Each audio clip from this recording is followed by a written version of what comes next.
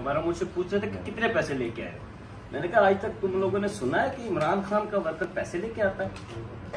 जी बिस्मिल्लाहिर्रहमानिर्रहीम। हम तो पुरअमन एहतजाज के लिए इमरान खान साहब की क़यादत में इलेक्शन के सिलसिला में और इलेक्शन कैंपेन के सिलसिला में और अदलिया बचाओ तहरीक के हवाले से जो खान साहब ने रैली का इनेकाद का ऐलान किया था, हम तो उसके सिलसिले में आए थे और खान साहब के इस्तकबाल के लिए आए थे।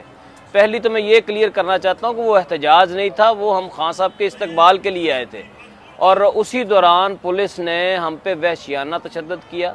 जब मुझे उन्होंने काबू में लिया है तो 40 से 50 पुलिस वाले थे जिन्होंने मेरे सर में, मेरी टांगों पे, मेरी कमर पे, उनके पास लोहे की पाइपें थी और बांस के डंडे थे, जिनसे उन्होंने अंधाधुंध जो है वो मुझ पे तशद्दुद किया है।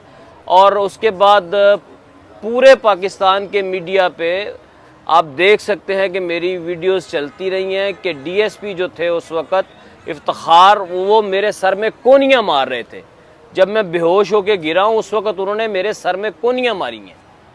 उन्होंने हम पे, वर्कर्स पे जो है वो इस तरह तशद्दुद किया है कि हम जिस तरह इंसान नहीं हैं। जब मुझे उन्होंने प्रिजन वैन में डाला तो वो ज़िले शाह उधर मौजूद थे और उस वक़्त वो बिल्कुल हशाश बशाश थे, ठीक थे।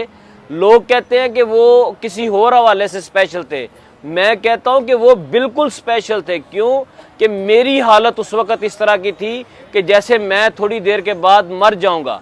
मैं जिस तरह पुलिस ने मुझ पर तशद्दुद किया तो ये ऐसे लग रहा था कि शायद मैं मरूंगा, उससे पहले मैं शहीद होऊंगा। ज़िले शाह वो वह शख्स था जिसने पुलिस वालों के साथ लड़ के, पानी मंगवा के, वो खुद अपने हाथों से मुझे पानी पिलाता रहा। वो बिल्कुल स्पेशल था, वो एक स्पेशल इंसान था।